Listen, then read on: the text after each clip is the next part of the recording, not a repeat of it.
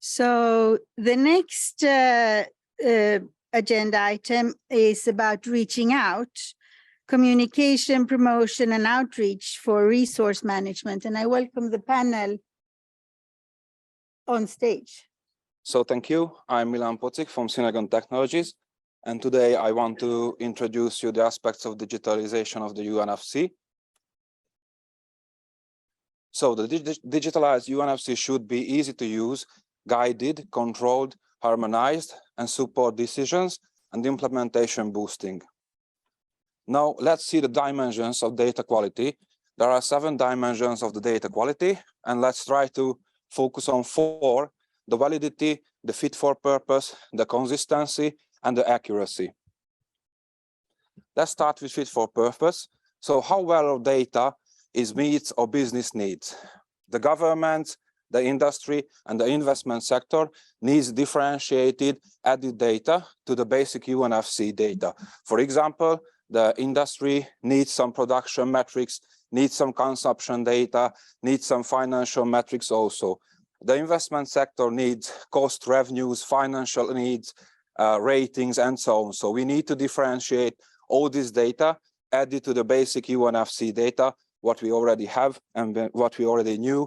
For example, for the financial institutes, the sustainable financing portfolios are boosting, and the UNFC can be a very great tool to assess the finance projects and also to life cycle track these projects during the finance.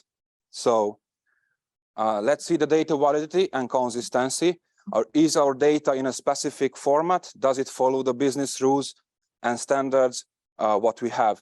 To ensure this, we need guidance, education, and information, mappings, and a UI and a UX, which can ensure the structured data input, and then we can avoid the data wrangling later. On digitalized UNFC level, the users need to reach the UNFC documentation differentiated to our commodity. Only the valid combination of the categories and subcategories need to be allowed, and to include in-app mappings like ClearScope, Inspire codes, TRL, and so on. So how we address this in a solution? You can see the guided reporting of our system. You can see that only the valid combinations can be selected. Also, there are a little information buttons there where you can, the user, reach the UNFC descriptions, and it is for every commodity differentiated in our system. This is, for example, for minerals, and you can see the little ClearScope mappings hub in the system. Let's see the data accuracy, that how well does our data information reflects the reality. So to achieve this, we need control, guided decision making, attached document repository, and also automated data gathering if possible. On the UNFC level, at the classification, we need to control at a given project what type of category it can be at maximum. We need a control framework. It can be tailored because different countries, industries, regions have different authorities, policies, and so on and so on. So we need also a comprehensive data repository to the documents, technical data, maps, competent person reports, and evaluated documentation. How we address this? You can see our control framework that on E and F axis, we just added some data from the EU guidance, and you can see that the user picked up the control factors, and the system is saying that, okay, the project goal is E1, but you only can have at this moment E3.2. And also you can see the document repository and reports and audit logs there. So all the documentation can be attached to the reports there. And let's see the blockchain. We heard so much about blockchain nowadays. I just wanted to place that friend or foe.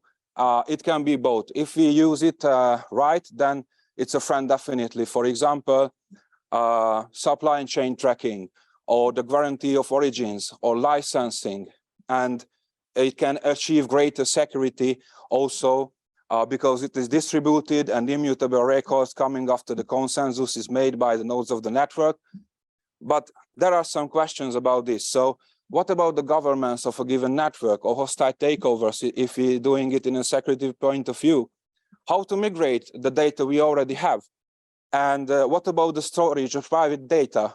And what about the data is a big amount of images or maps? It can easily overload any currently known distributed network in the IT world. So how can we address these?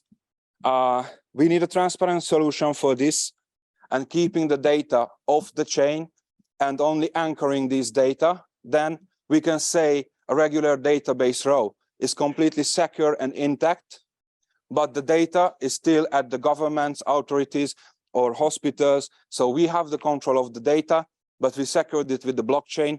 So we avoided the cons of these blockchain things. So last slide is just an example data stream. You can see that companies and government authorities using digitalized solution. They are using different modules, but there is an easy data flow with the agreed data, because industries, I think, don't need to push all the data to the government. It's an agreed and required data what need to be pushed. So when a company is already assessing their projects and categorizing and classifying in UNFC, then they can push only the data what they need to the government, of course. So thank you very much. Thank you so much, Milan, for sharing your work with us.